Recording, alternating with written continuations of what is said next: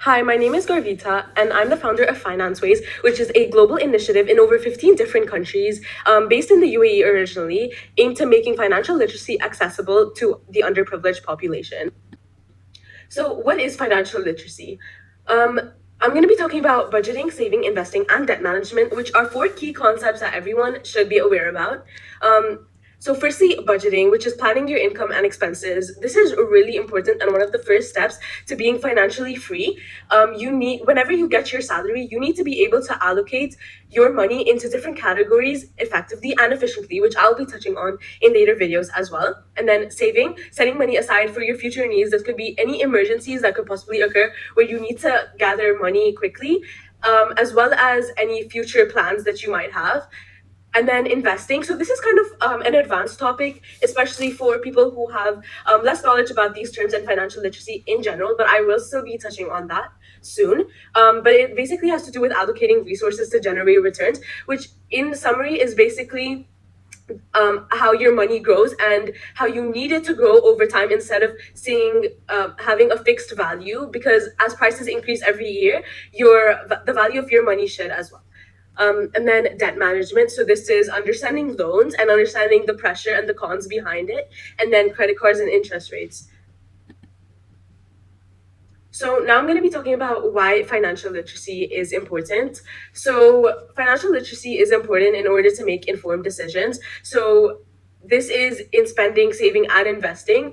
And they're kind of all interlinked. For example, like you need wealth accumulation, so growing your money over time and having financial security. So you're financially free, you don't have any financial burden or stress upon you, and you are set for future needs. You're not struggling to get money quickly, and like for example retirement planning and maintaining lifestyle, and then reducing debt if you already have. I will also be touching on that and the cons of taking debt for like your lifestyle costs, etc.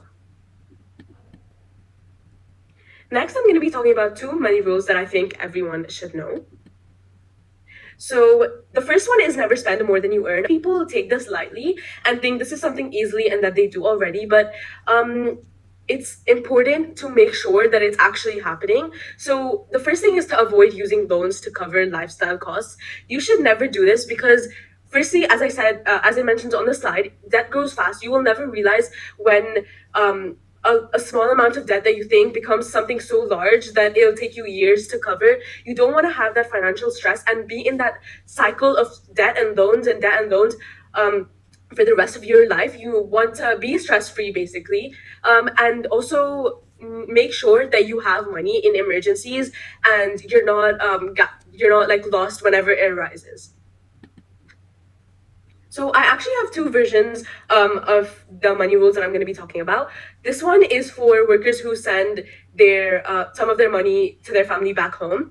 So this is the 20-50-30 rule. A lot of people might know it as the 50-30-20 rule or something like that, but there's a reason I have put in this order. So the first thing, and I will be creating separate videos on these, but I will just be going over the basics. In the other videos, I'll explain to actually how to do this and what you classify as savings, etc. So 20% goes to your savings. This is basically like when you get your money every single month, you want to calculate 20% to keep aside for savings at the very beginning.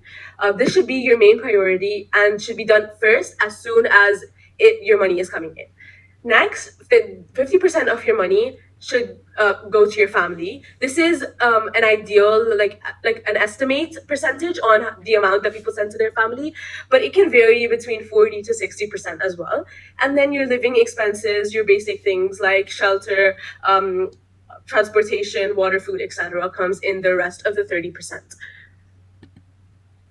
The next is the 20-50-30 rule, which is for people who don't need to send their money back home to their families. So again, the savings is really important, 20%, then 50% for your needs and 30% for your wants. I will be diving deep in both of these in a separate video and how to classify the difference between your needs and your wants and etc. Next is your savings. So that savings 20%, that is the same in both the rules.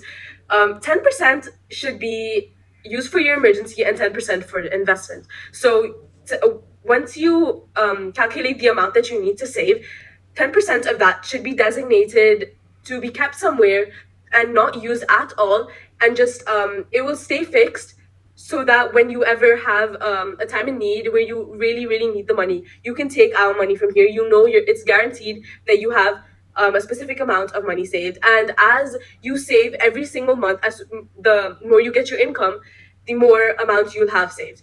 And then the next 10% is investments. As I mentioned at the beginning of the video, this is really important in order for your money to just grow and not stay a fixed value. So here's an investing tip, especially for people who have never invested before or new to this term. So it says start with small investments in low risk options. Investments can be very risky. You can lose money, but low risk options are the way to go, especially if you're a beginner.